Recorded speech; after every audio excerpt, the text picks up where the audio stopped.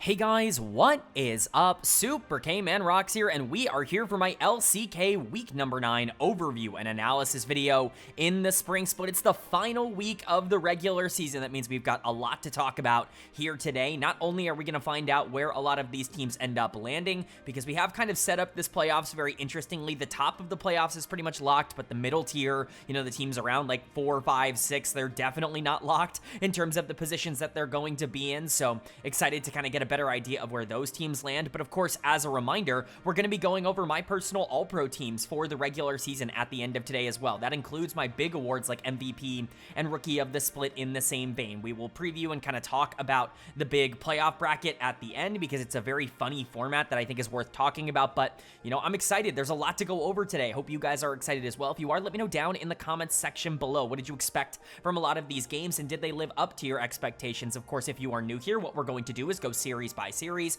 talking about the advantages and disadvantages that each team was able to generate. I'll be giving a player of the series and a dud of the series for each series that we cover, and at the end of the video, like I said, we will kind of be talking about my award picks for the regular season and updating, the bracket, talking about where these teams ended up landing. I still will be giving a player of the week and a dud of the week because this is still the regular season, but most of this video will be spent talking about week number 9, the games that we actually got on the Rift in the final week of the regular season. So without further ado, let's go ahead and jump into the analysis and the coverage right now. Our first series of the week was kind of an inconsequential one, but it's always good to see teams kind of step up near the back half of a split, even if they don't have a ton to play for. It was BNK FearX taking on the DN Freecs, and BFX is going to pick up the 2-1 series win. It's nice to see that this roster is clicking a lot better than they were a couple of weeks ago now that they've made a couple of changes. I think these changes were long overdue, most specifically Vikla getting benched in the mid lane for Daystar, who has come in and actually been a huge upgrade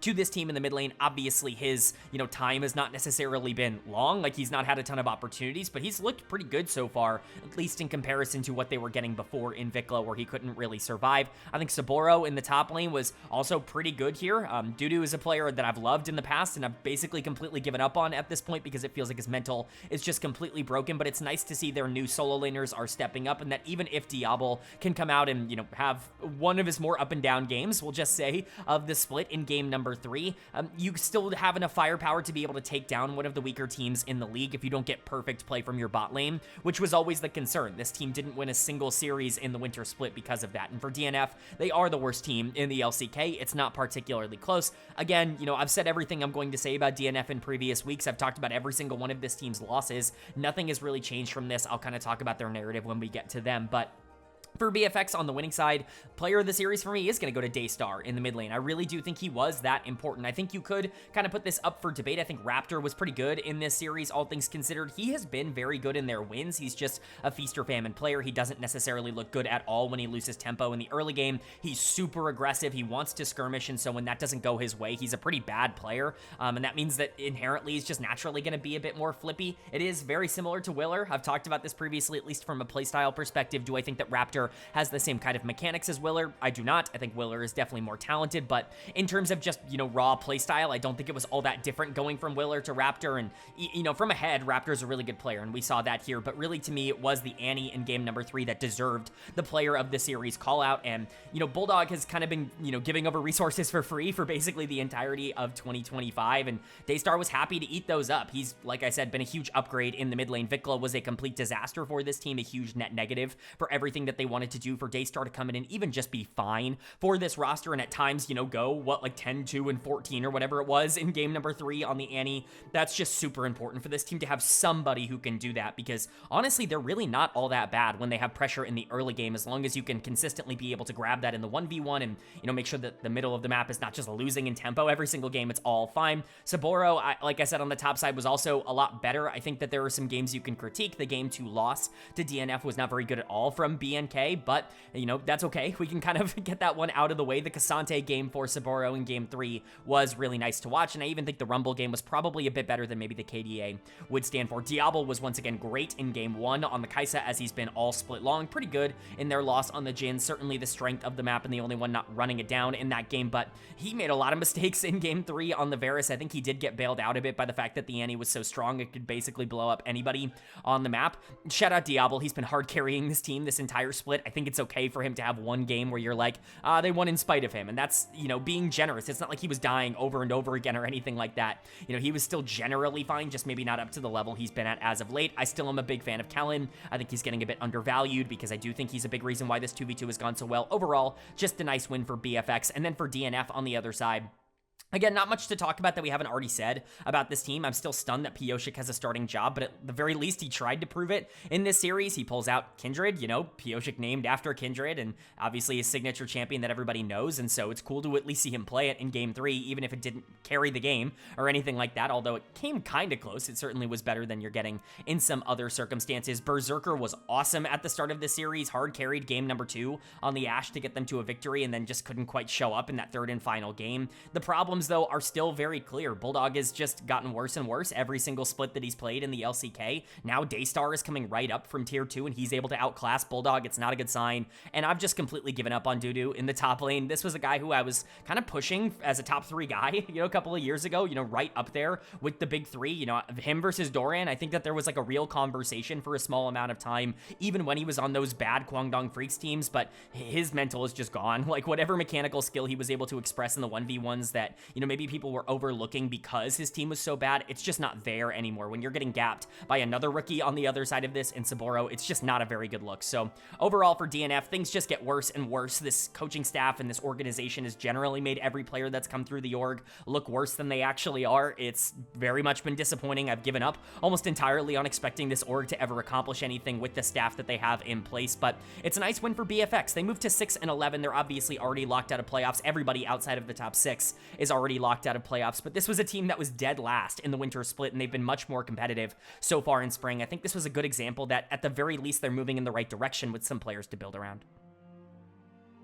Then moving on to our second series of day number 1, and it was a huge one. This is really the biggest matchup of the week in terms of top teams. It was T1 taking on Hanwha Life Esports, and HLE is going to pick up the 2-0 win. I would sit here and be like, well, you know, HLE's pretty clearly been the number 2 team in the LCK. This split T1 has had trouble kind of re-emerging in that upper echelon. They've been clearly number 3, I think, for a majority of this split, but this was actually a really important matchup because HLE ended up actually going 0-2 last week. They put themselves in a spot where if they lose this, there's actually a pretty solid chance they end up in 3rd, which is a huge problem because top 2 seeds are in a gigantic advantage over everybody else with how the bracket ends up working out in the playoffs, it being a gauntlet style format. So this is a very big win for Hanwha Life. This guarantees them a top 2 seed. That means they will take on Gen.G in technically their first round of the playoffs and, you know, have a chance to immediately qualify for MSI because of that. And you know, I guess on top of that, potentially be the LCK Spring Split champions. I don't really know how that technically works because the 1 and 2 seeds just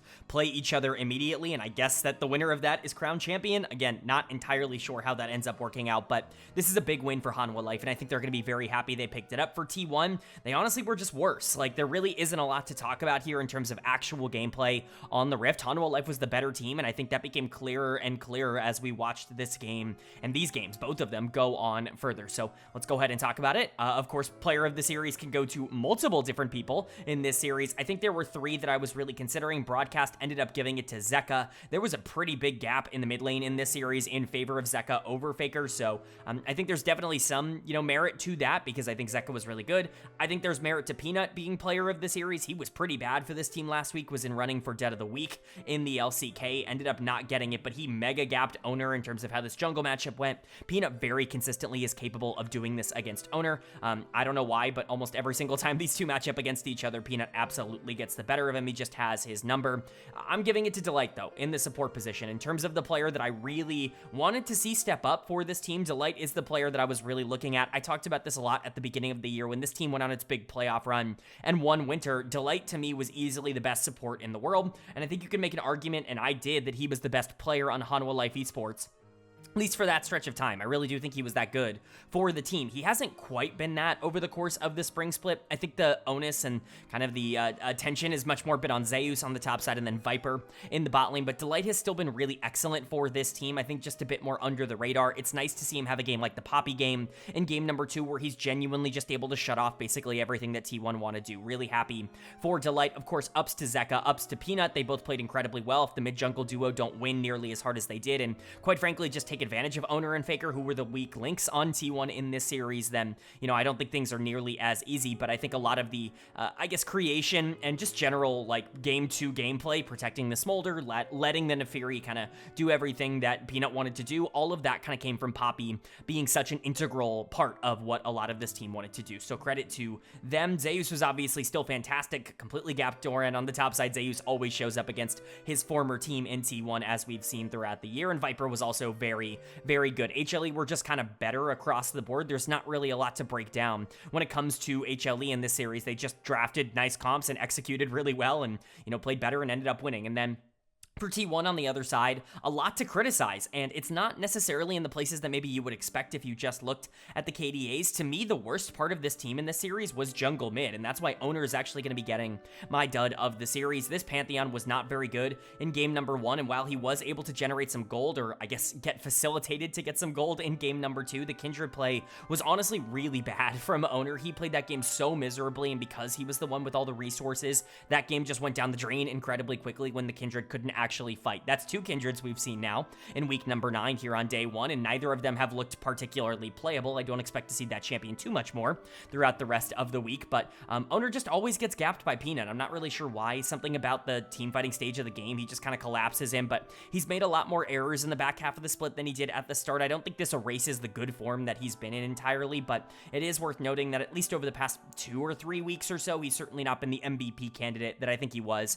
for parts of the spring split. Faker also got completely outplayed. Like, the Victor in particular in game 1 was really bad from him. The Silas made him look pretty, you know, outclassed, I think is the best word I can use for it. Zeka is incredible, and you can't really let him have these playmaking type of assassins, things like Silas and Ari that are so active on the map, but Faker's the kind of player that needs to be able to step up even in situations like this. It didn't really happen. Jungle mid, not really good enough for T1. Guma, Keria, Doran, they were all really bad here. You know, Yorick is a champion that doesn't really work outside of the LPL. We've kind of seen that basically everywhere around the world. This champion has a really bad win rate in every region that isn't China, so definitely something to keep in mind. And Guma and Keria were also just kind of outclassed, especially Keria by Delight, which has been the case throughout the entire year. But really what this reaffirmed is that T1 is the clear number 3 team right now in the LCK. They are not a favorite to go to MSI, and as long as HLE actually plays their style, a team that traditionally gets even better as we go into the playoffs and the best of 5s, as long as that continues to stay the course, I imagine that they will be a team that isn't just contesting to go to an international tournament, but once again trying to defend their first stand crown. Then moving on now to day number 2, and we go from a top of the table clash to a bottom of the table one. DRX taking on OK BRION, and DRX is actually going to pick up the 2-1 series win. This is really cool to see from them. This is not a team that's found a ton of success over the course of this split. In fact, they've looked significantly worse than they did in winter, in spring, which is never really a good sign for the trajectory that your team is on. When you can say, oh, I was way better 3 months ago than I am right now, it means that every other team has made some level of adjustment and you've not been able to react in some way, shape, or form. They've made roster changes. Of course, Teddy came out earlier on in the split. They fooled around with trying to have Plata in as the starting support. They ended up landing on LazyFeel and Ondel as the bot lane that they wanted to move forward with, but that doesn't mean that they are not trying to tinker with the formula anymore, because this time it's UCal's turn to actually be benched for DRX, which if you would have told me that just a couple of months ago, I would have called this team absolutely abhorrently stupid. There was no reason to bench UCal. He was incredible for this team in split 1 in the winter split, and he was great for Thunder Talk, and he has a great track record. This was a highly touted prospect who made Worlds before he ever even left the LCK when he was like 17 or 18 years old, and then obviously, you know, his career's been pretty good, but quite frankly, you look at him in the spring split, specifically what we've seen from him so far in this round robin, it's been miserable. He's been one of the least valuable players in the LCK regardless of position. So Yehu coming in the mid lane, it actually makes a lot of sense for this team. This is a guy who, while he's never been like great at this level, he's been passable in the LCK before. I think he's a little bit better than maybe people give him credit for, and he went up against Closer, who I think has pretty clearly been the best of the rest in the mid lane right now. Obviously, there's the big 5 in the mid lane that you can't really beat, but in terms of everybody else, Closer has clearly been the guy on top of like that number 6 spot that's been so elusive for him throughout his career, at least from my perspective. He's pretty easily been able to, you know, grab that up, and Yehu came in and was just kind of better than him in this series, and there's a lot to like about how DRX played, mainly starting with LazyFeel in the bot lane, who is going to get my player of the series here. Almost became the first pentakill for a non-Korean player in the LCK, but alas, Rich had to be an absolute scumbag on the Mbessa and steal it away. But Lazy feels still looking awesome here in game 3, and honestly, I'm all in on this guy. Like I said before when we were talking about him as a player, you know, when he was first coming in, really what he is like a slightly more consistent version of Paddock. Like, it's very funny because this team kind of tried out Paddock and wanted to see what they had in him as a player and ended up not really liking the risk versus reward of that. KT is undergoing a very similar process right now, realizing that Dectum is actually way better for their team and, you know, going on a win streak because of it. But, you know, Lazyfield, I think, has a lot of those aggressive tendencies, and he does like to play hands first, brain second, which can sometimes be okay for an AD carry, but he knows when to dial it in. And I think more specifically, he likes to play champions that just have a few more options defensively. He likes to play Ezreal. He likes to play Senna. Like, if you're going to be super overeager on these champions, it's a little bit more okay because you just inherently keep yourself safe on Senna by, you know, having so much range. And then for Ezreal, you have a free escape tool. And so you can get away with it a bit more, even if the Ezreal wasn't perfect. But it's really the Senna game in game 3 that he's getting player of the series for. And I'm just excited. I think Lazyfield is an upgrade over Teddy to this team. Teddy, who I've been pretty anti in this channel's history. And, you know, it's good to see him just kind of outplay Hype on the other side, which we will talk about. But again, I want to give a big shout out to Yehu coming into the mid lane and actually just being a positive once again for this team. It feels like he does this almost every single year where he's inserted mid-split into the lineup and ends up making it work. So credit to him, way better than Closer. Again, we'll get into that. Rich was also really solid in this series. I think that there were a couple of moments that you could, you know, maybe question mark ping him a bit, but he's actually been a little bit better in the LCK than maybe I was anticipating. This guy's historically been one of the worst laners in League of Legends history, but one of the best team fighters in terms of just how he plays the map. He's a very specialized player coming from his Heroes of the Storm background, but he was pretty good here. I actually think he's been okay throughout the back half of the split, especially, you know, when DRX were winning at the beginning of the year, he was more so invisible than he was like an active feature in their victories. Now he's definitely much more kind of front and center. Whether that means that the team is doing worse, it's hard to tell, you know, because of that. Sponge, I think, had good moments and bad moments. Again, I actually think he's been better this year than he was last year. I know that's a crazy thing to say because he's not been super consistent or really all that great this year, but he really was that bad in 2024. I was shocked that they brought him back as a starter over Juhan at the beginning of the year, but it has kind of paid dividends. He's definitely made some strides. Krako, you know, we'll talk about him, and then Ondo was also fine. So generally good stuff from DRX, and it's nice to be able to pick up a win, again, even if it doesn't really mean anything at this point. And then for Bro on the other side, this team isn't actually very good, and I think that's a bit disappointing to me because I was starting to hype them up, and it's funny because I've like really ragged on Bro as an organization over their entire history. I remember going on that rant at the beginning of last year saying that this organization and like the management that was, you know, around to kind of construct these rosters was completely incompetent because they brought in people like Envy, and that was like their big offseason signing. And to me, it was just like disrespectful to the LCK that you were trotting out the teams you were. I liked their offseason a lot more, investing into youth, and they even knew when to pull the plug on Hambach when it was clear he wasn't quite ready to be able to step out of kind of the KT bubble that he, you know, really emerged in. And so they brought Krako back in, and Krako's a player I really like. And so I was looking at this team as one that could really emerge as a potential top 6, top 7 team if everything were to work out. It's just not been the case. They're not consistent enough, and it's in a lot of different areas. The unfortunate part in this series is that it was jungle mid that I think was a little disappointing, and they're the players that I really like. Like, Closer's been awesome this year. I've always been anti-Closer on this channel, mostly because of just his reputation, but I think he's been at his best in 2025 in terms of some individual performances, and Krako, I think, is a player that I really like, even if, again, he is pretty feast or famine, but the famine part definitely showed up in this series. Sponge even had more pressure, I would say, throughout a majority of these games.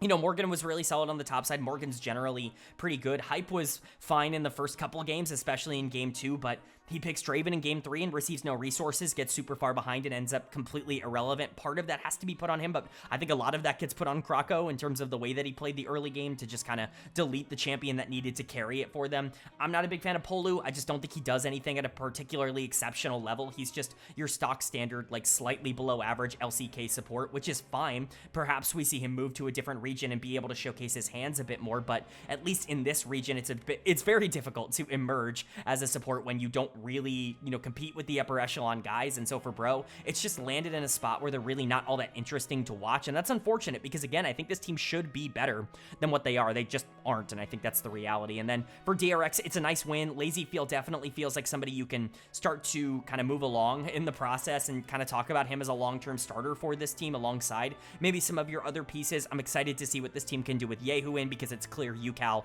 was just not going to get back into form, but at least for now, DRX, just like everybody else in the bottom tier, prepping for next split, not so much for right now.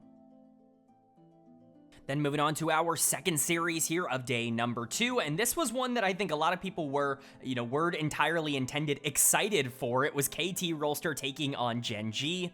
And Gen.G is going to pick up the 2-1 series win. I had to hear for weeks that, oh, it's going to be KT. They are going to be the team that shows up and ends Gen.G's undefeated streak, because that's what happens with KT Rolster. The moment this team looks vulnerable, they show up and they prove that they're one of the best in the world, and they shock some random top tier team. Even I was starting to believe it at some point, but really I think what we're learning here is that Gen.G is not susceptible to these curses. This is a different version of Gen.G than we have seen in previous years. They are clicking on all cylinders, and even though it came pretty darn close from KT, who are playing significantly better right now than they have at any point this year, so much so that I moved them up to number 4 in my power rankings last week, it's not enough to overcome the undefeated strength and the sheer will of dominance that Gen.G has to offer. So let's go ahead and talk about it. Player of the series is very obviously going to go to Ruler in the bot lane. If there was, and this is a bit of a spoiler alert if people don't want to hear and try to guess what my all pros are before the end of the video,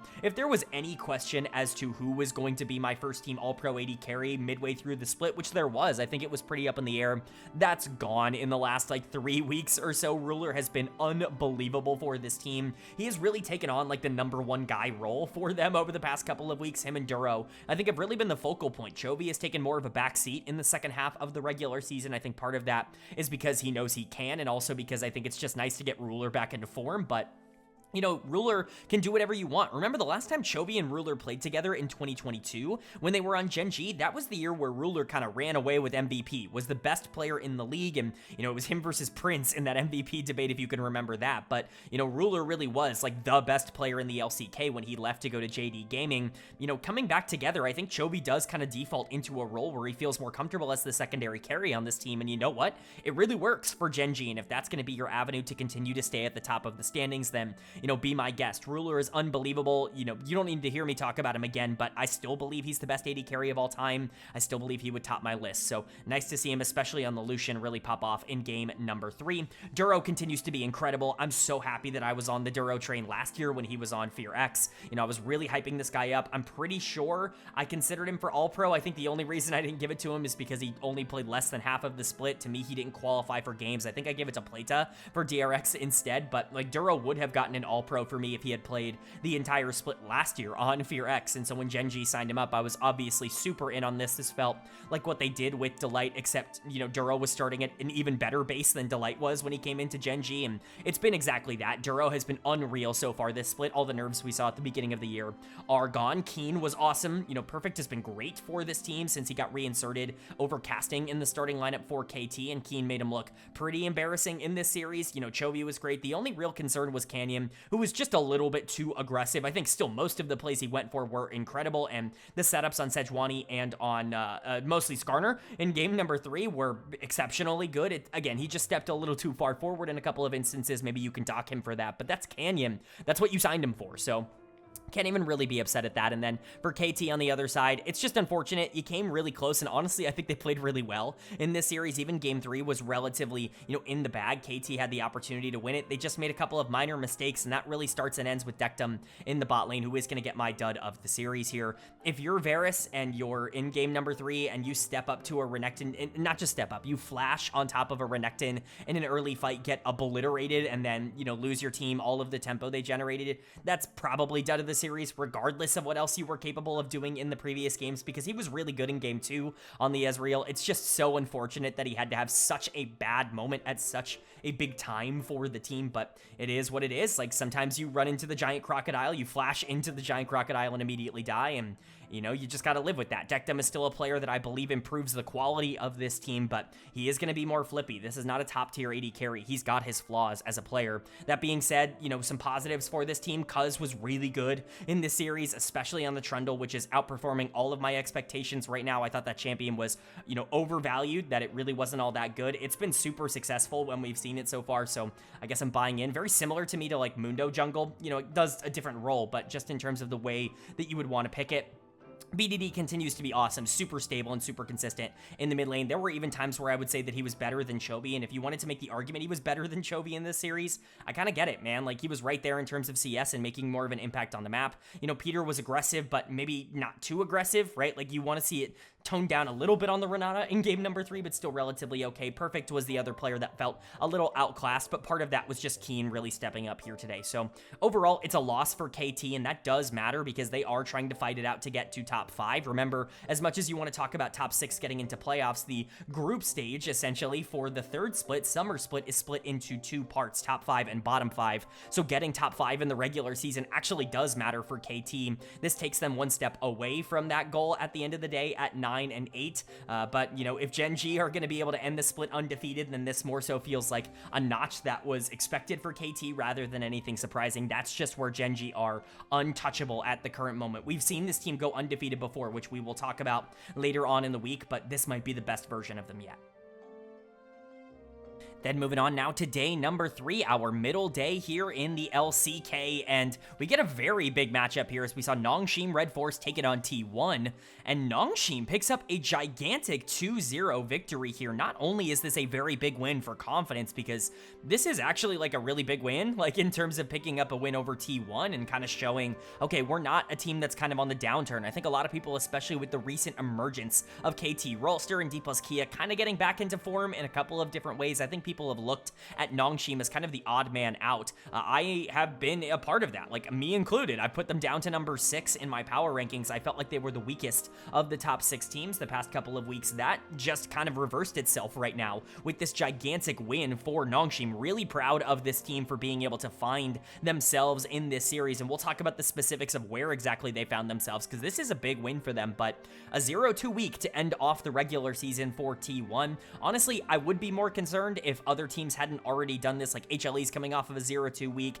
You know, T1's a team that, you know, sometimes does struggle in the regular season. I'm not going to freak out about this team having a couple of bad games here or there. I think that there are some performances and some players that did not play particularly well this week, which we will highlight, and hopefully they will be better moving forward. But for now, definitely not in panic mode just yet. For NS, player of the series for me is going to go to Gideon in the jungle.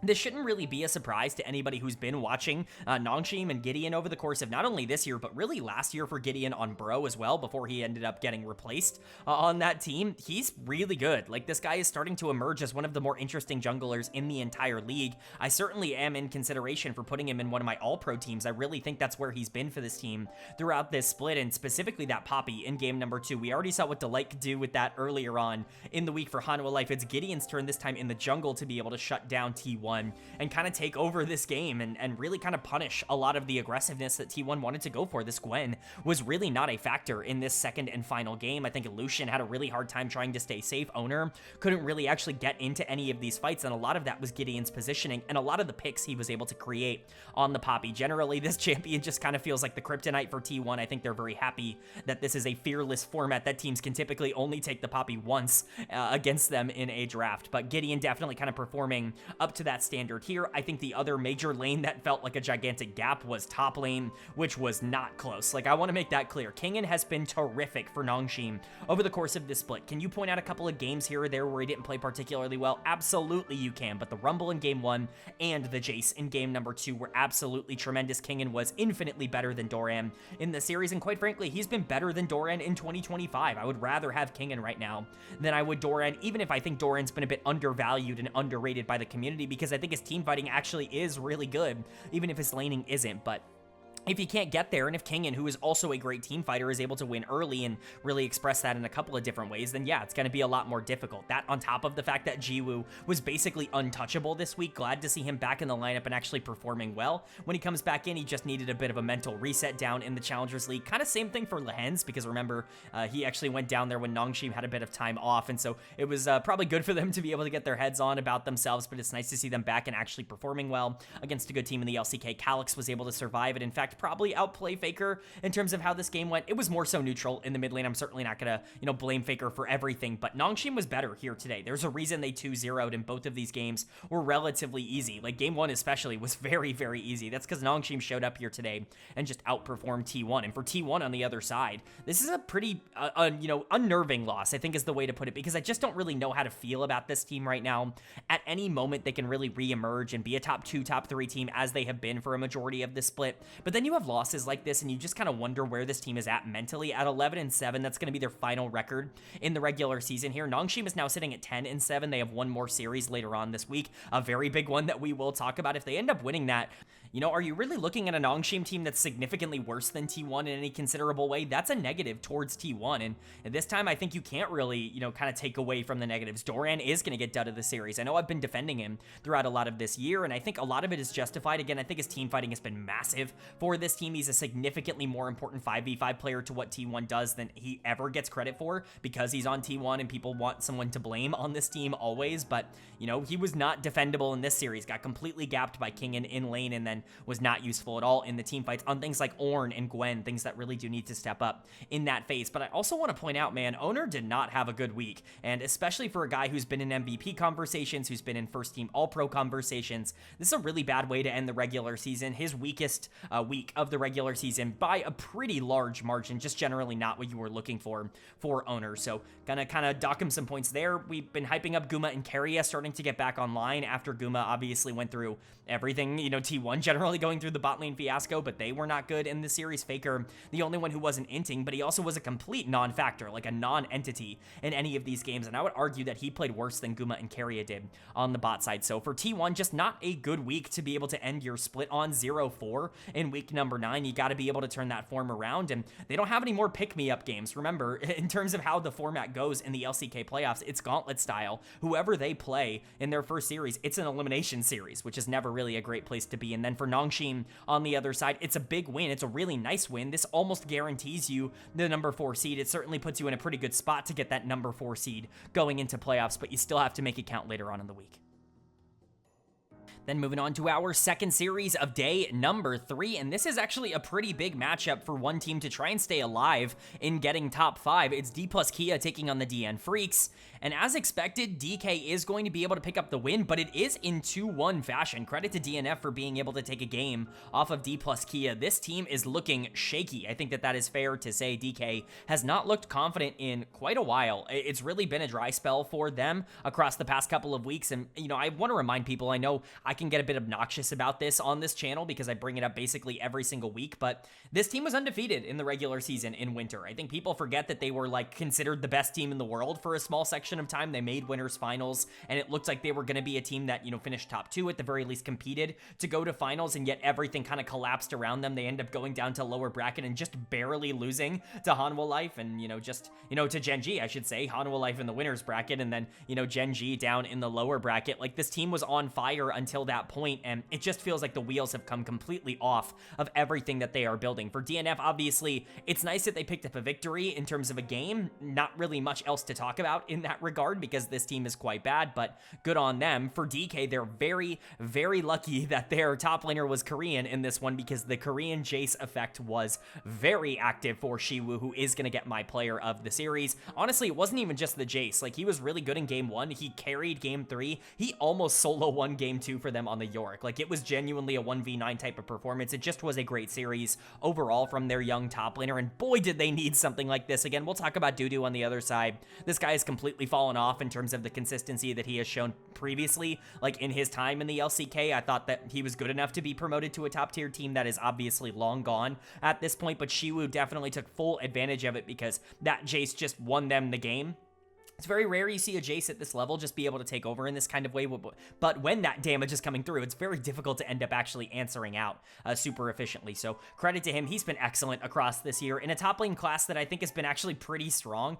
Quite a few top laners that you can point out being really, really efficient. Shiwoo has maybe been at the top of that list. I mean, you're talking about a bunch of guys that are incredibly mechanically talented. Zeus, obviously you've got Keen, you've got Kingen, you've got Doran, and Shiwoo's thrown his name into that mix, and I think that's that's really big for a rookie. A lot of rookies tend to struggle with that transition to the LCK, not so much the DK top laner. And lucky for the rest of this team, he was good because the rest of this team had a couple of problems. Showmaker was all right. I think that there were definitely some, positives to take away from his performance, but Bulldog has kind of been losing to everybody, so how much of that can you really put onto Dplus KIA, onto Showmaker in particular, who's kind of been in bad form as of late? Beryl continues to just be way too aggressive, and boy, was his Leona in Game 2 not very good. I'm just not a Beryl fan. Like, I think I've just come to accept that. There are a lot of people out there that are going to love the style that Beryl plays. I guess I'm just not one of them. I love watching it. I think it's very fun as a viewer. I enjoy it. As somebody who, wants to see clean League of Legends and who talks in an analytical way on this channel, I just can't endorse the way that Beryl plays. I don't think it really adds wins to your team, but to each their own. And then aiming, obviously, in the bot lane was, consistently aiming. He lost lane, as he tends to do, because that's just what aiming does. And Berserker was really good in the series, but he was still super relevant in the late game team fights. Lucid was generally fine. Pioshik has not really been a problem for anybody across this year, but for DK in particular, they're really lucky they have Shiwu on the top side, because if they just had any old top laner, I think this team might have gone from 8-8 to like 6-10. Is that a crazy thing to say? They're now sitting at 9-8. They still have a chance to be able to get top 5 depending on what happens later on in the week. But for DNF on the other side, this is a pretty expected result, but hey, you picked up a game win. In Game 2, there was a lot to like. Berserker actually really stepped up. He had a great game on the Kai'Sa. He's the one player on this team that going into 2026, I would potentially be interested in on a different roster, in a different situation. Everybody else has kind of lost all of that spark for me in terms of interest, but Berserker has shown enough flashes across this year that it makes me believe that it's just disinterest that's keeping him out of being relevant on this team, in the same way that someone like Diablo is for BNK FearX. Of course, BNK FearX is better than DNF, which is never a good sign, but the rest of this team was pretty bad. Dudu is once again going to get dead of the series for me. Nothing else really left to say on this guy. He's gone from being one of the more mechanically talented top laners in the LCK to somebody that I don't really trust to play against anybody at this level right now. Again, maybe it's mental, but, we've seen in the past him be able to survive bad circumstances. This is a bad circumstance, and now it more so feels like he's causing a lot of the negatives rather than being there in spite of them, and that's never a good spot. Pioshik shouldn't be playing. I will continue to die on that hill. Even Life or Bulldog, like all of these guys, like I just don't really understand why they're still in the starting lineup. You got to start moving towards a youth movement. This team is now sitting at 1-17, and that will be their record at the end of the split. They're lucky that they did pick up that one series win, but there will not be any more for them at the end of the tunnel. But there is more for DK. Obviously, they play another series later on against Nongshim that actually matters a ton for playoff qualification and seeding moving forward. But for now, DK really need to figure something out, because the inconsistency is really starting to bother me, and I'm sure it's starting to bother them. Then moving on to day number 4 here of week number 9, and we kick day 4 off with a pretty intriguing matchup between KT, Rolster, and DRX. And the reason that this is intriguing, because normally it wouldn't really be all that interesting to see these two teams go head-to-head, is because every matchup between these teams fighting it out for 4, 5, and 6 really matter from this point onwards. We have the big matchup later on between Nongshim and Dplus KIA that's going to determine so much, but KT picking up this victory really cements themselves in a pretty darn good spot. Depending on the result of that game, they could guarantee themselves top 5 with even just the, right result in that series alone. Outside of that, some things are a little bit up in the air because game score matters a lot, but the 2-0 here does play into their favor. And I think, also if you want to go on that route, a lot of positives to talk about in terms of how they played these games. And then for DRX on the other side, this team is just not good enough to handle a white-hot KT Rolster team. They certainly don't have the talent to be able to survive, hands-wise against some of these players. So we'll go ahead and talk about it. Player of the series for me, maybe controversially, is going to go to Peter in the support position. Man, I love Peter. I've always really liked this guy. In fact, it was a meme like very early on in my channel's history. I'm not sure how many people who are watching these videos have been watching me since like 2022, like that Nongshim 2022 disaster team with BDD, with, I think it was, oh gosh, who was in the jungle? It was the former Afrika jungler. Dread, that was his name. I was trying to think, I'm like, it wasn't Spirit, it wasn't, it was Dread who was on that team. I remember, I think that was Ghost coming over from Damwon, and Effort, who was the worst player in the world and got replaced by Peter, and Peter was way better, and they kept benching Peter for Effort, and it made me lose my mind. All of that stuff. I've been, Peter's a long-time channel darling, if you really want to go down that route and kind of talk about that. So it's nice to see him still get his shot here in 2025 on KT with BDD from that Nongshim Nongshim team and actually be able to make it worthwhile. He's been a huge upgrade to this team. I don't want to continue down my anti-KT challengers route because I think that those players are incredibly good, but man, a lot of them sucked at the LCK level. Hanbok was not very good, and Wei was a disaster. Peter coming in has really stabilized the bot lane, and it's really allowed Dectum to feel a lot more comfortable playing for the 2v2 and kind of doing his thing, which is playing Jhin and Ashe and Senna and, you know, being much more of a utility-oriented AD carry. That's what Peter kind of enables because he is kind of an aggressive player that wants to go for a lot of these plays, and man, he was a playmaker in this one. The Rakan was gorgeous. He's just one of the most fun players in the league to watch. He plays a very aesthetically pleasing League of Legends style, if you will, on things like Rakan, and obviously I think he's got the mechanics to back it up. He's not like a superstar or anything like that, but it's really nice to see him be able to control a series like this. But of course, BDD deserves a big shout out. He still was excellent in these games and definitely was the primary carry in terms of the damage that was being output. I think Peter was more important in terms of the setups, but BDD was awesome in following through. This guy's been super consistent across this year. I've received some hate on the channel in the past in the comment section for saying that BDD is the 5th best mid laner in the LCK. It's really hard to rank those upper tier guys, man. Like, has BDD been better than Faker this split? Sure, I think that that's fair. Has BDD been better than Showmaker this split? You know, yeah, that's probably fair. Even if Showmaker doesn't get enough credit for his good games, people just remember the bad ones. Like, BDD has been more consistent than those players. I think that that's an entirely accurate thing to say. Projecting that out into the future, is that always accurate? It's not always there, but BDD is certainly talented enough to be in that upper echelon. Cuz was awesome in this series. He's been unreal ever since this team has turned its form around. It's funny, he was really bad. Even when this team was kind of okay in the winter split, ended up getting that 3rd seed because of the weird format. Like, Cuz was really bad. He was not playing like a top tier jungler. He was horrible at the start of the split. He's turned everything around. The moment KT started to win, he became one of the best junglers in the league again. It's crazy just how instantaneous that shift was. Perfect also mega gapped Rich on the top side. Perfect has also come back into the lineup and just started destroying people. It's been really fun to watch. I've been a big Perfect fan for a long time. So for KT, it's a deserved 2-0, and it gets them to 23 and 21, which is a very important place to be. And of course, 10 and 8 at the end of the split. Again, depending on what happens later on between Nongshim and Dplus KIA, that will determine KT's destiny. But for DRX, not really a ton to play for here. More so just closing out their split, hopefully on a high note, not so much on a high note. Ondul's going to get my dud of the series. Ondul reminds me so much of Polu. It's actually insane. I think both of those players are very similar in terms of talent level. There just isn't a crazy amount of upside here. I think Ondul has more game-to-game upside because he is so much more aggressive as a player and he is much more playmaking oriented than maybe a lot of the supports that are around his skill level, but he's not really a player that I think is like really all that good. I don't think he's got a great mentality. I think just generally we've seen a lot of Ondul at the LCK level and none of it's really been consistent in any way. He's gotten worse as splits have gone on. You know, obviously everybody who kind of comes out of the KDF or Afrika system is kind of not translated super well to the LCK. I'm not blaming that entirely on Ondul, but I think at this point he's a player that I just don't really love. I think Plata should be in the starting lineup. Lazyfield, though, continues to be interesting at the very least to watch. Wasn't phenomenal here, was definitely still maybe, you know, looking for a bit of the plays that he was finding at other levels, but he's definitely the most intriguing piece they've had down there in a while. Sponge got completely out-jungled. Rich got bodied on the top side. Yehu was not nearly as good as BDD.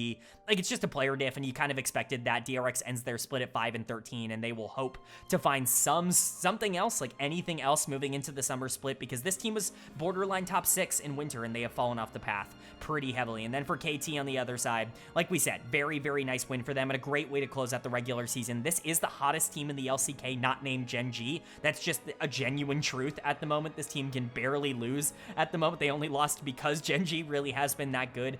You got to be really terrified if you have to go up against KT early on in the playoffs, and if they get even more time to build some wins as they go throughout the gauntlet, who knows, man? They can make like a shocking top 3 or top 2 run. Then moving on to our second series now of day number 4, and are they going to be able to do it? Is the perfect split going to happen? It was OK BRION taking on Gen.G. And yes, it is going to get accomplished. Gen.G is going to pick up the 2-0 series win, and they will end off the regular season at 18-0. By the way, 36-5 in terms of game score. It's not like that is significantly far off from what, you know, the best of all time would ever be. Gen.G has been utterly dominant. And once again, I have to reiterate, this isn't even the first time that we've seen a Chovy ruler team go undefeated in the LCK. As it turns out, if you get 2 of the top 5-ish players of all time, in fact, I'd feel pretty confident saying 2 of the top 5 players of all time on one roster, it's pretty freaking good. Like, it ends up working out. I don't know, maybe you can even throw Canyon into that argument. I think Canyon very much has a case to be a top 5 player of all time. That's just where Gen.G are at.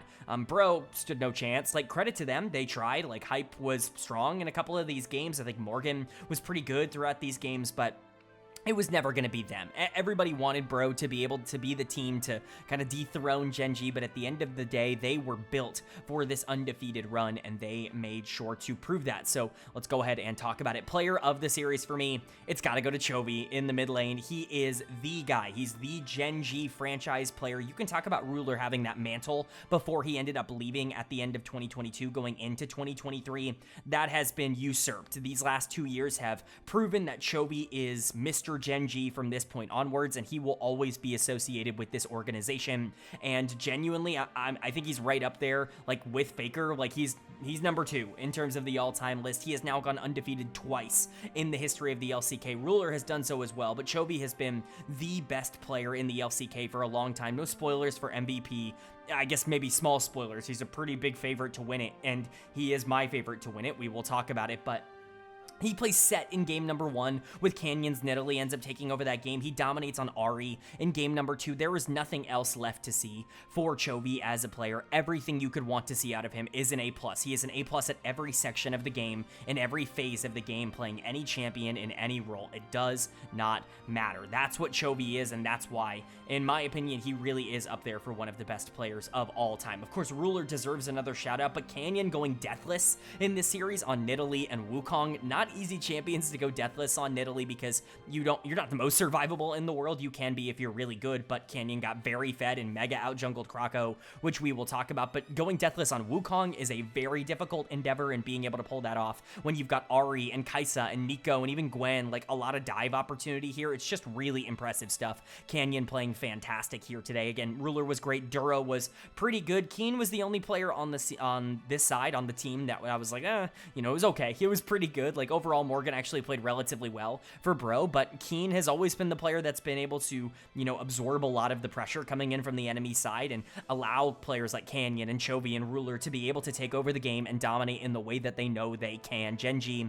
has gone undefeated, and this is going to go down as one of the best LCK regular season teams of all time. And then for Bro on the other side, it's unfortunate, right? Like, you were the team that had to give Gen.G their 18-0, but this was always going to be the result. Gen.G was out for blood in this series, and they made sure to get it. Krako's going to get my dud of the series coming out of the jungle. Massive jungle Canyon in this one in favor of course, Canyon, but Krako, I think, generally just had a really bad week for Bro. I'm really high on Krako as a player. I think he's a lot better than he maybe gets credit for, but at the end of the day, if you're going up against one of the best teams of all time, which, again, Gen.G kind of proving that with their regular season dominance, you're not going to be able to compete even if you're, a pretty good player. He is a league average jungler in terms of how he plays, which is hard to do in the LCK, but, the Sejuani, the Nocturne, it was always behind in tempo, not really a ton to talk about. Closer also had another very poor series, got mega outplayed by Chovy. The mid gap in this series was also ginormous. The middle of the map just generally going in favor of Gen.G, but again, how much can you blame on Closer when Chovy really is that guy? Polu, Hype, Morgan, they were fine. Hype in particular had some pretty good moments. Morgan had a pretty decent series. Polu certainly wasn't the problem, but if your mid jungler are going to get blasted, and especially if, like, Hype is in a good position, well, Ruler's in a better position on the other side. Polu wasn't too bad. Duro did a lot more in terms of engages in this series. Like, even your advantages weren't necessarily advantages, because that's just how good Gen.G are. For Bro, ending at 5-13 is totally fine. It's definitely a bit of a downer to end your split on a loss, but losing in a record fashion to an 18-0 team is certainly not going to be the end of the world. This is a massive win for Gen.G, a massive win for Chovy, for Ruler, for, Keen, Canyon, and Duro. Duro in his first year on a top team, his first full year as a starter in the LCK, gets an 18-0 split. It's just ridiculous what Gen.G have been able to accomplish, and the only thing that's left to do is to dominate the LCK in the playoffs and go and represent the region at MSI. But that's going to bring us to our 5th and final day of action here in the LCK in our 9th and final week of the regular season. And starting off our 5th day is a matchup between Hanwha Life Esports and BNK FearX, where HLE are going to close out their split by picking up a 2-0 victory. This is obviously nice for them. Nothing really on the line at this point because T1 went 0-2. This week, there was no way that HLE could lose their number 2 spot. They were guaranteed to be the 2nd seed going into playoffs, but it's nice to have some confidence and some momentum going into playoffs, and a 2-0 week after going 0-2 in week 8 is always a really nice turnaround for FearX on the other side. Again, unfortunate for these bottom tier teams that they can't walk out of the final week with a victory, but at the end of the day, no one's really surprised that BNK FearX lost to HLE. I think they're gonna be happy enough with a 6-12 record considering where they were just a couple of months ago. So let's go ahead and talk about it. Player of the series is incredibly obvious. It's gotta go to Zeus on the top side. You know, there haven't been a lot of players that are really contesting Chovy for MVP throughout this split. Again, spoiler alert for later on in the video, but Zeus has absolutely come the closest. It really was a 2-horse race for a majority of spring. At least from my perspective, Zeus has actually just been incredible for Hanwha Life, and it's really important because especially coming off of, like, I don't want to call it the regular season in winter, but kind of the group stage where you played every team from the other group, like, Zeus was not very good in that stage. He had a lot of up and down moments. He turned it on in the playoffs, was great at the first stand tournament. Obviously, a lot to like about that, but it just wasn't particularly consistent for Zeus. For him to be able to lock it in and essentially turn it on, like in the spring split, kind of be the best version of himself, because, you know, I'm going to be very candid, this is the best regular season he has ever had, including all of those years on T1 where he was incredibly good. He just never found the consistency, and he certainly wasn't played towards as like a primary carry in the way that he is here on Hanwha Life. He has been the main character of this team, and he has thrived in that role. He is definitely right now making the best case he's ever made to be considered the best top laner in the world. I think him and 369 are really fighting it out over that title in terms of their, you know, current performance, but Zeus is probably leading it in terms of how things are going because Bin has struggled so much across 2025. So, you know, just happy for Zeus. Also worth noting, and we'll get this when we get to Saburo later on in this, but Ambessa now 11-33 in the LCK. This champion has such an abysmal win rate that, you know, no one should be surprised now that picking that ends up in disaster like it did for Saburo in game number 1. But it wasn't just Zeus that continues to dominate for HLE. It was everybody on the team. Zeka was way better than Daystar in the mid lane here. Obviously, no shock there when you're one of the, you know, newer mid laners and you have to go up against one of the big boys, you know, one of the big 5. It's always a bit more difficult, and especially with it being Zeka, who's in great form right now, playing some of the best and most consistent league he's ever played, although he's always been this good. I think people are just starting to pay attention.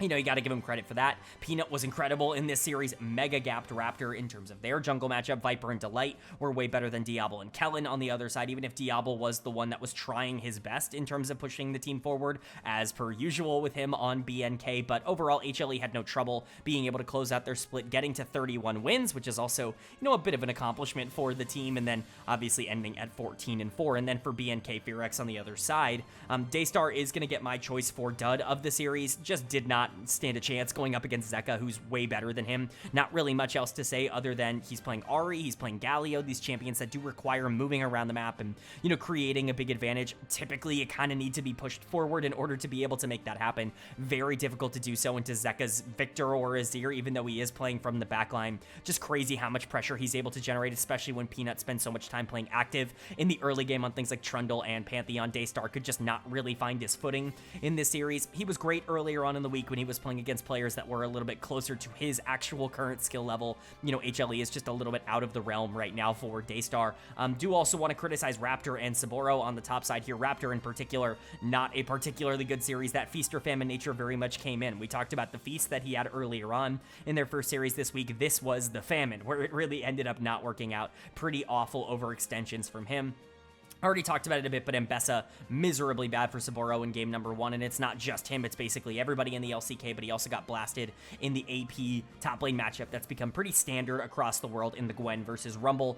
He played the Rumble, and it did not work. Big surprise. Diablo and Kellen, once again, the only players on the team that were actually trying to do anything and found any sort of footing, but at the end of the day, BNK FearX were not even on the same planet as HLE. Both of these games sub 27 minutes, both of them just barely 26:59 and 26:57, respectively, but HLE getting the job done and ending their season on a high note as they go into their do or die, I guess, series against Gen.G now. But that's going to bring us to our final series of the week. Or is it? Depending on the outcome of this, we might actually have a tiebreaker to talk about in terms of who ends up getting number 5 and number 6. It was a matchup between Dplus KIA and NS RedForce. And Dplus KIA are going to be able to pick up the 2-1 series win. They are going to halt their skid that they've had at the end of this split, and they are going to give themselves a fighting chance, because with this victory, it puts them at 10-8. It puts NS at 10-8 as well, but because of the way that NS had already been, set up before this in terms of their series score, they have a better series score with their game to win, and so you are looking at a NS team that's sitting in 4th place guaranteed, but with DK picking up the win specifically in a 2-1. With this exact result that happened, they have the exact same series and game score as one KT Rolster, and we will be getting a tiebreaker game. That's the reason this video is coming out a couple of days late, because I wanted to wait until the tiebreaker game happened in order to post this, and so I'm excited to talk about that. You guys already probably knew about that as you got into this video, but it's always fun to hype it up in terms of how we can talk about it. But let's actually get into what happened in this series, because this is a big outcome for Dplus KIA. These are the kinds of teams that not only need to establish themselves, DK obviously trying to stay out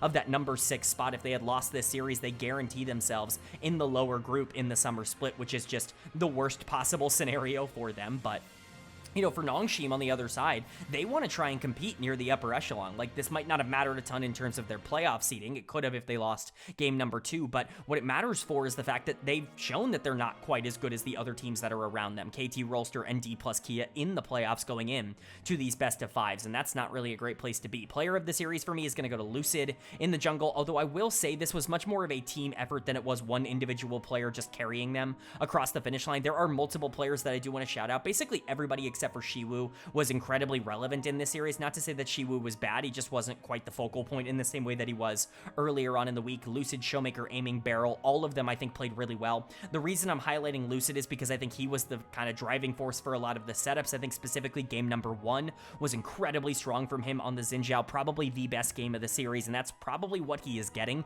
This player of the series 4 broadcast tended to agree. He was better than Gideon, and that is a big turning point for NS because Gideon has been so important for their success over the course of this year. But Showmaker mega gapping Calyx on the other side. Again, these new mid laners coming up that have so much expectation. Calyx, a very young player, the youngest in the LCK at the current moment. I believe he's 17 years old, or at least, kind of around that area. Showmaker just outplaying him, showing up when it matters the most, and kind of being the Showmaker that we remember, getting to play things like Ahri, even though that was the game he lost, but the Annie in game 3, the Talia in game 1, definitely outclassing Calyx on the other side. Aiming and Barrel were awesome in this series. This is the best series that they have played as a duo in a very, very long time here for Dplus KIA. They needed this kind of performance because, again, Jiwoo and Lehens had some time to try to right the ship. It felt like things got better earlier on in the week when they took down T1. It felt like they were on a roll, and to kind of be shut down here by Aiming and Barrel, to lose in the early game, for Aiming to pick things like Kalista and Lucian and be able to take over early here while Jiwoo opts into scaling and can't really get there,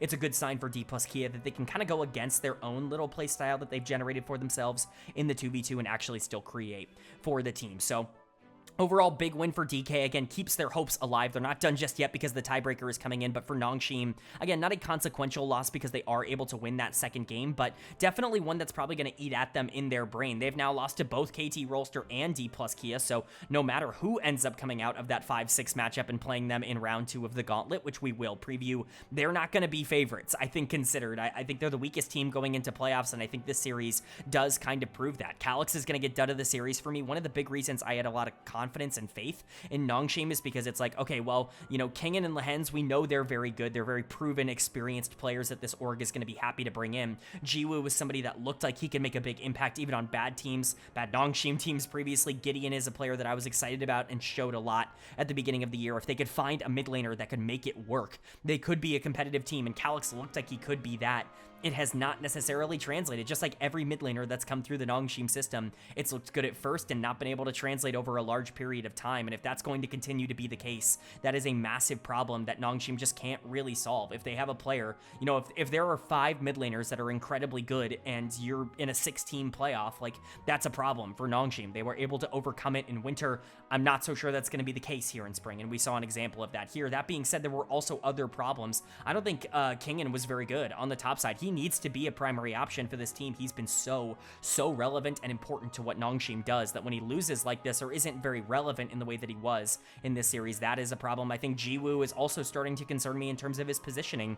Way too far forward, getting caught out in pretty bad situations. Lehens and Gideon weren't exactly fantastic here. Nongshim had their own problems. Now, some of that ended up being positive for the team. I think Jiwoo actually got a ton of resources in that second game. Gideon was actually pretty good on the Sejuani in game 2 at setting things up, but those are the takeaways from the good games. Like, the bad games actually still just look bad for Nongshim, and that is definitely a concern. But for Dplus on the other side, big win. They're going to need to pull off another one in order to keep themselves out of the lower group going into the summer split, but to even have that option by picking up the victory here, already a very big deal.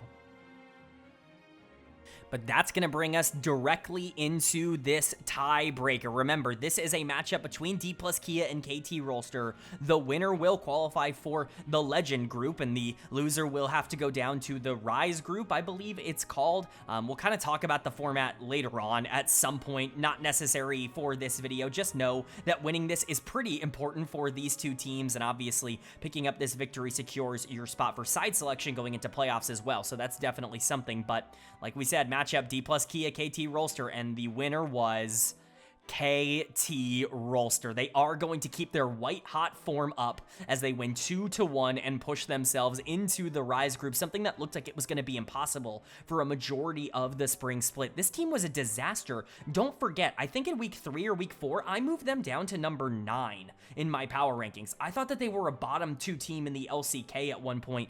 Everything was going wrong for this team. It felt like they were a worse version of what DRX was, where they had a mid laner and nothing else, and they couldn't really figure anything out. They go through a couple of different iterations of the roster. They bench Dectum to put in Paddock. They bench Perfect to put in Casting. You know, Peter comes in instead of Wei. Like, they try to figure something out with any configuration, and you know what? This group of 5 ended up making it work and getting here, where now not only are they a team that is sitting at 10-8, they won a tiebreaker. They're going to be going into the playoffs as the number 5 seed, but they're not even in the Rise group going into the summer split. They're in that upper echelon. For Dplus KIA, this is a miserable loss. Now, I do want to say, because of the way the format works in summer, which is essentially, you know, the top 5 teams in the top group, the bottom 5 teams in the bottom group, very similar to Group Ascend and Group Nirvana, if you're familiar with the LPL, that means Dplus KIA only has to play the bottom 4 teams for the rest of the regular season, like the entire rest of the year, and that might actually be good for them. They might go undefeated in the regular season going into next split. Like, that's definitely a possibility for them with the triple round robin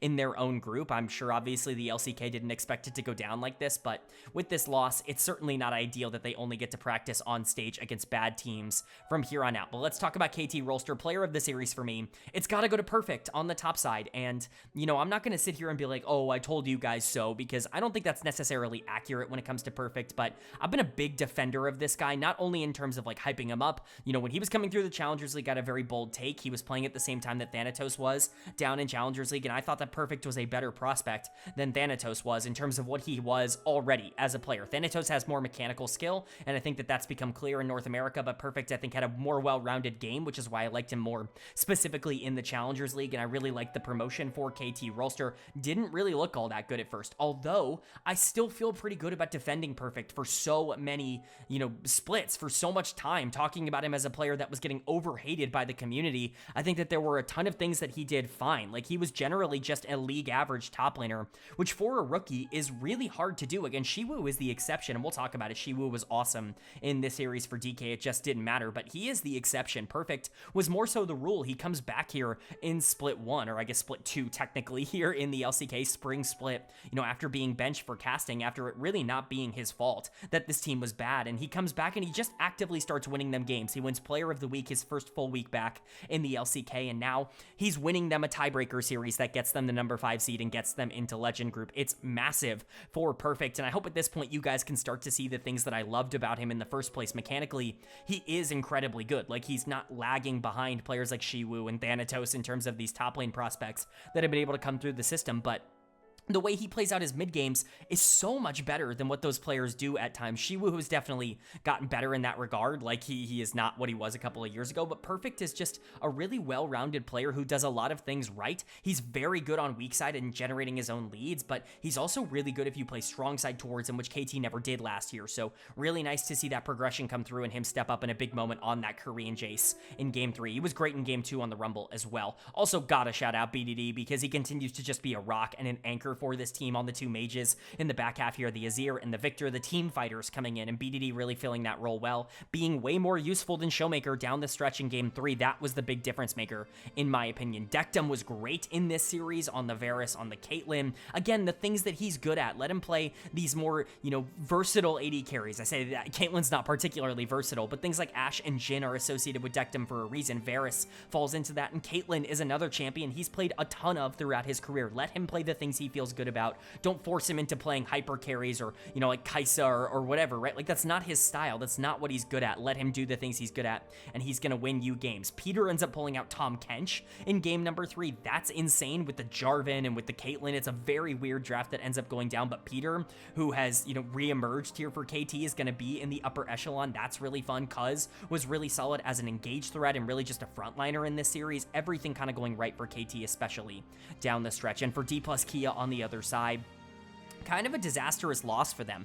Again, this is a team, I can't reiterate this enough, they were the number 1 seed going into the playoffs in the winter split. Now they're number 6 going into the playoffs in the spring split. That's how much of a difference that time frame has made for this team. They've gotten ice cold and they made a ton of mistakes down the stretch. Beryl is once again going to get a dud of the series for me. I just can't justify the way Beryl plays the game. I really can't. I love Beryl as a player, and when he steps up and tries, it looks great, but man, there are so many times, like every single year in the mid game, that he just has mistake after mistake after mistake, where it's clearly just lapses in judgment, lapses in processing. That's supposed to be Beryl's strength, is the shot calling, the decision making, and that just has not been the case for him the past couple of years, and I think that is only more so on display right now for DK as they continue to struggle. Showmaker also just getting completely blasted in game number 3, him not being able to buy death cap for that final fight ends up actively probably costing them the game. Really disappointing stuff from him. The only saving grace for DK this series was Shiwu on the top side, who just continues to be a rock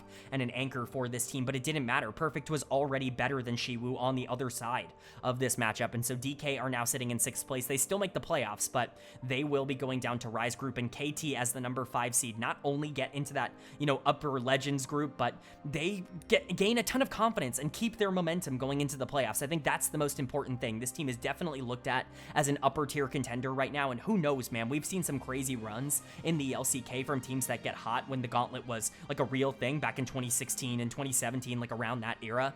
I think KT, if any team in the bottom 3 of the playoff teams here is going to be able to make that run, it's almost certainly going to be them.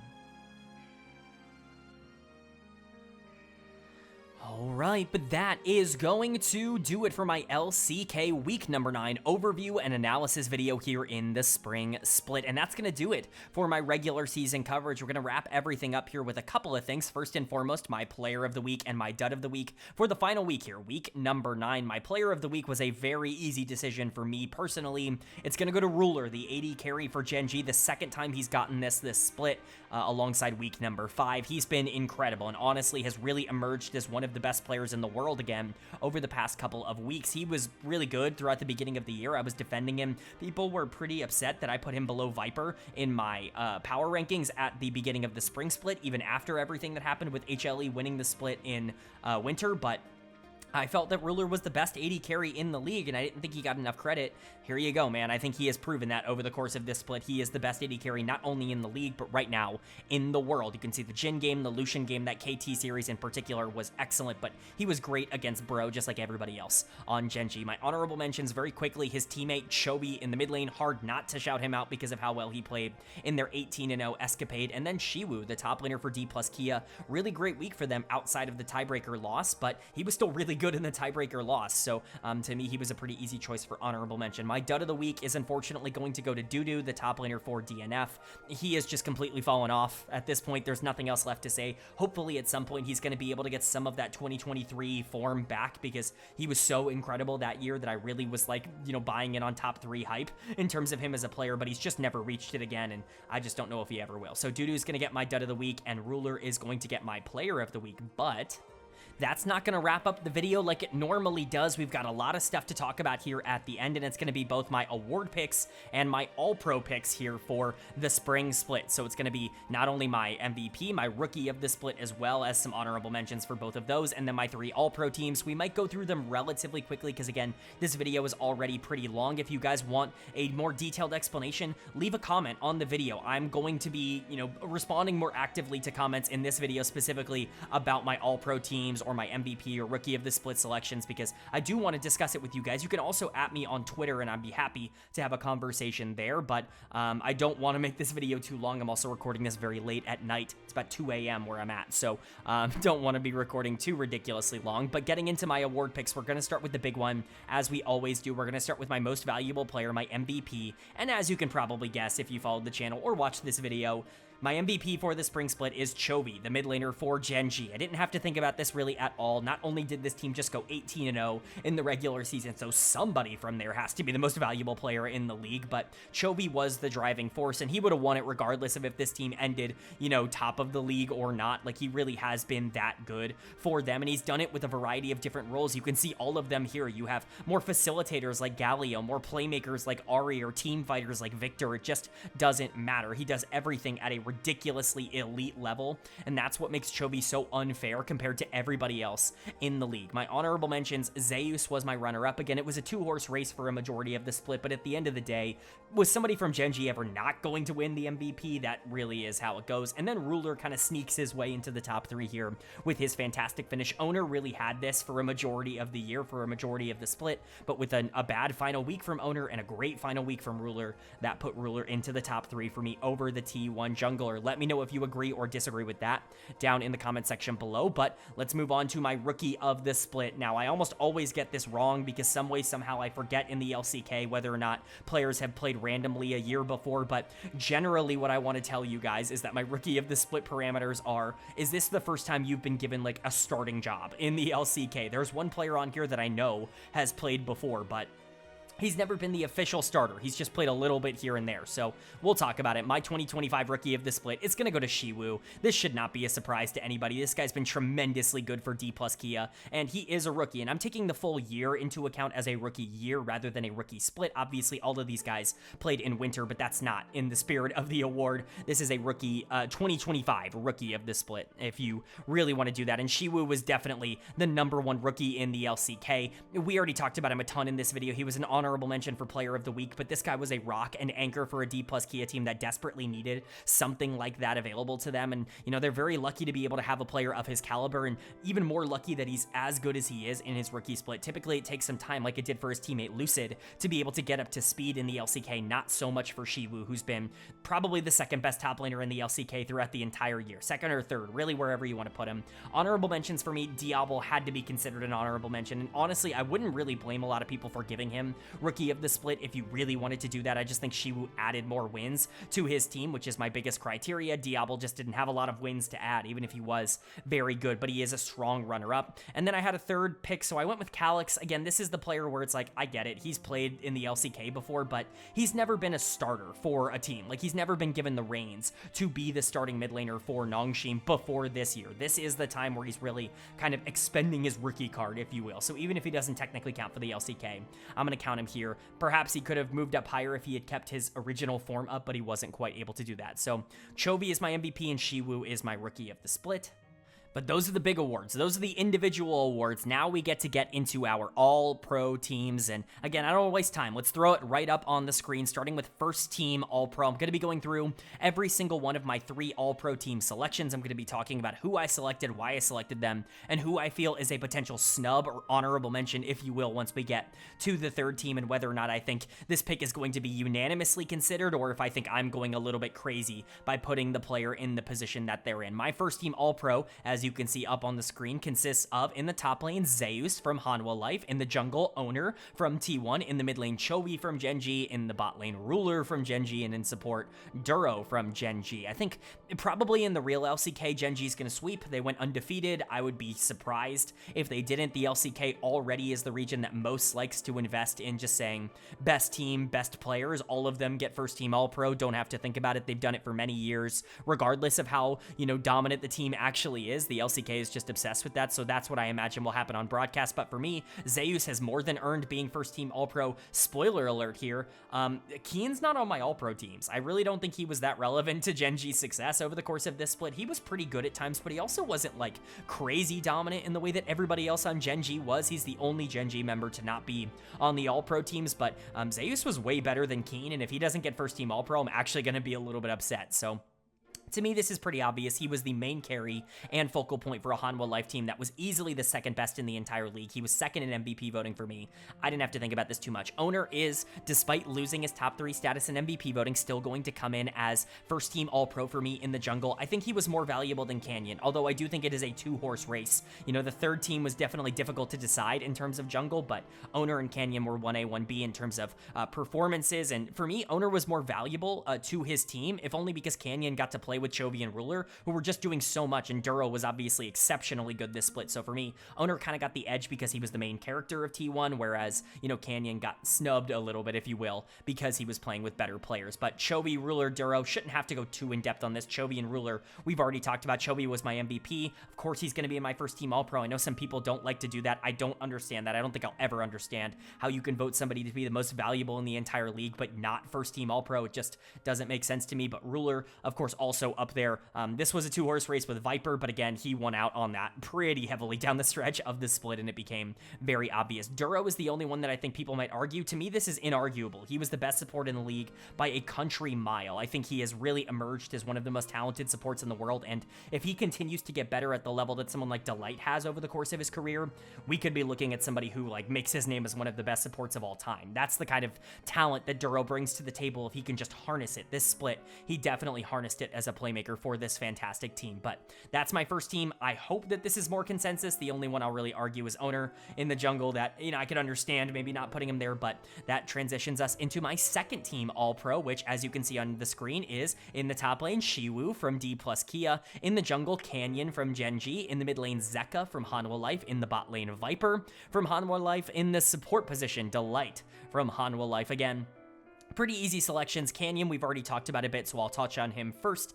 He's awesome. He was incredible down the stretch, but there were some moments at the beginning of the split where it felt like they were almost winning in spite of his gameplay. Very limited action, and I'm certainly not trying to put that super against him, but that really was the difference. And again, I just gave the nod to Owner because it felt like he was more integral towards his individual team's success. Gen.G would have been incredible with or without Canyon. They just became unstoppable with Canyon, so that's certainly enough to get him second team, but not quite enough to put him ahead of Owner, who I think actively carried T1. Shiwu, also the only non-Hanwha Life member outside of Canyon to be on this second team All-Pro list. He was awesome, and honestly, he is pretty clearly second team All-Pro for me. He comes in pretty far ahead of third team All-Pro. Again, a lot of people are going to put Keen, maybe first team, and if not first team, certainly second team. I'm just not on that bandwagon. He would be my 4th place top laner, which we will talk about, but Shiwu was incredible. Again, already gone over him quite a bit. I think he was the best player on Dplus KIA this split, and I honestly don't even think it was really all that close. And then for Hanwha Life, Zeka, Viper, Delight, basically everybody that isn't Zeus and Peanut are going to be on here. Peanut's actually going to get snubbed as well for my All-Pro list. I think some people might get really upset by that, but for me, I just couldn't justify putting Peanut on the All-Pro list when basically all 4 of their losses are because Peanut had some bad games. It just happens every once in a while, but how many wins did you add to your team? Peanut kind of took away some because Zeka, Viper, and Delight were winning a lot of games. Zeus was winning a lot of games, and Peanut was great in those wins. I certainly don't want to take anything away, but Zeka, dominant in the mid lane, clearly the second best mid laner in the LCK, maybe the 3rd best mid laner in the world. It's Chovy, it's Knight, and then it's Zeka. I think that's a pretty fair ranking. Viper only coming in behind Ruler because Ruler had that incredible late surge. Viper was still incredible most splits. This is a first team All-Pro caliber split from Viper. Same thing for Delight. Now, I will say Delight kind of got better as the split went along. He didn't get a ton of player of the series for me in terms of my actual, grading system, but Duro was definitely first team, and I think Delight was definitely second team. They were kind of sanctioned off for me, but Delight more than earned his spot back on the second team here.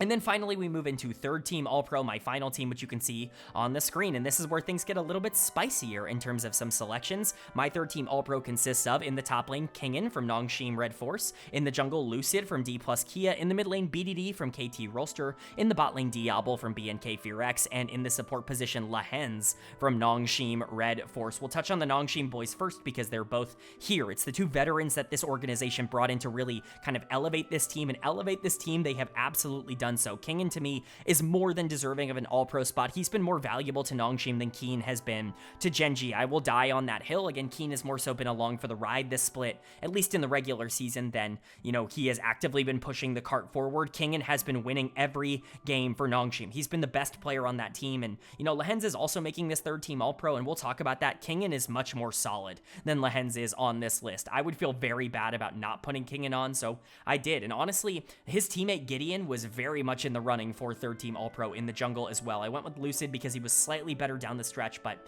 Lucid versus Gideon here is really up to personal preference. Even Peanut could go in this third spot if he really wanted to. I just, you know, kind of wanted to send a message that Peanut wasn't as good as his normal self this regular season. But Lehens is also getting in. This is mostly because support, I think, was relatively weak across this split. Definitely wasn't ever going to be someone like KIA. You know, respect to KIA. I don't think he's a bad player. I just think he didn't play particularly well across this entire split, certainly not as well as he normally does, and so he wasn't really in consideration. The other major player here was Kellen, the support for BNK FearX alongside Diablo, but I thought Lehens was more valuable to Gen.G, so he ended up getting the edge there. And speaking of Diablo, I really do think he was that good. Like, I think he was third team all-pro levels of good.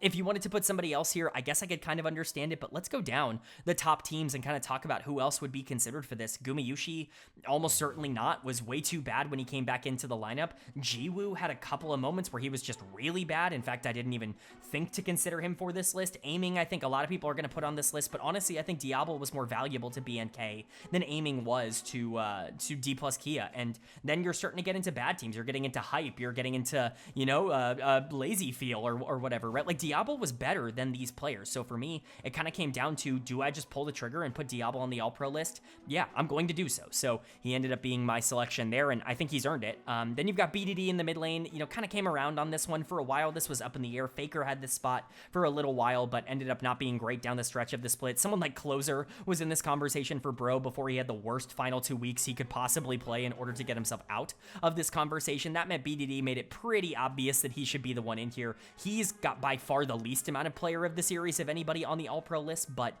that mostly comes from the fact that when this team wins, it's because somebody else steps up, and when they lose, BDD is still playing phenomenal. I'm not trying to take anything away from BDD, so he lands on third team here. And then Lucid, again, like I said, you know, kind of can go in a couple different directions. I think he was fine. I don't think anybody really stood out for third team all-pro in the jungle, whether it was Lucid or Gideon or Peanut, whoever you want to put here, I think is entirely up to your own personal preference. I went with Lucid because I do think his good games were incredibly good, even if I think there were some bad games there as well. Similar thing to Gideon, but I think Lucid was slightly more consistent and had better upside in terms of, like, the good games looking incredible. So those are my all-pro lists. Those are, you know, all of the players that I wanted to give shout outs to in terms of their regular season performances. As a reminder, this is not a player rankings list or anything like that. I'm not saying that the players on first team are inherently more talented than the players on second or third team. That's not how this goes. This is entirely strictly based off of regular season performances, and so that's where it lands. Let me know what you agree with or disagree with down in the comment section below, but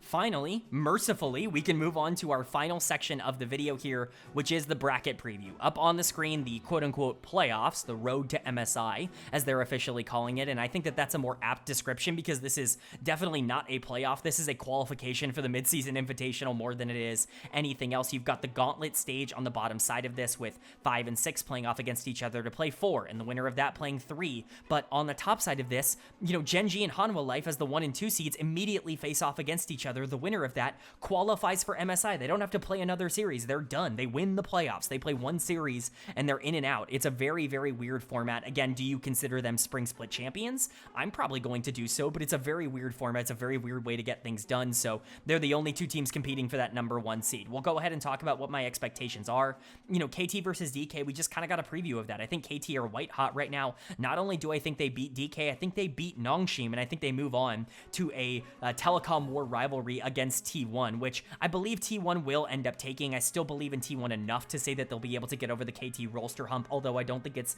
nearly as crazy to say that KT could beat them, you know, now as it maybe was a couple of weeks ago. Like, that's where KT is at, but T1 should be good enough to get into the qualifier. And then, you know, how do you predict against the 18-0 Gen.G right now? Even with the HLE playoff buff, I think Gen.G are good enough to be able to grab that 1 seed, and I think HLE are good enough to grab the 2 seed. To me, the top 2 are pretty clearly separated from everybody else. T1 and KT are kind of in the tier below that, and DK and Nongshim are kind of in the tier below that. Let me know if you agree or disagree with those takes down in the comment section below, but that's going to do it. If you enjoyed, please leave a like. It really does mean a lot to me. Lets me know you guys are enjoying the content, and it does help get this video out to a lot more people, which I'm always very appreciative of. If you're new here, hit the subscribe button. We're going to keep posting about the LCK every single playoff series, playoff game. All of that stuff will continue to come on the channel as per usual, but of course we also cover the other 3 major regions, so LTA, LEC, and LPL. We also cover the NACL Tier 2 over in North America, so if you want a comprehensive overview of everything going on in LoL esports, this is the place for it. Hit subscribe and hit that bell so you can be notified when those videos do go live. But with all that being said, I hope you all are having a great day. I hope you continue to have a great day, and I will see you all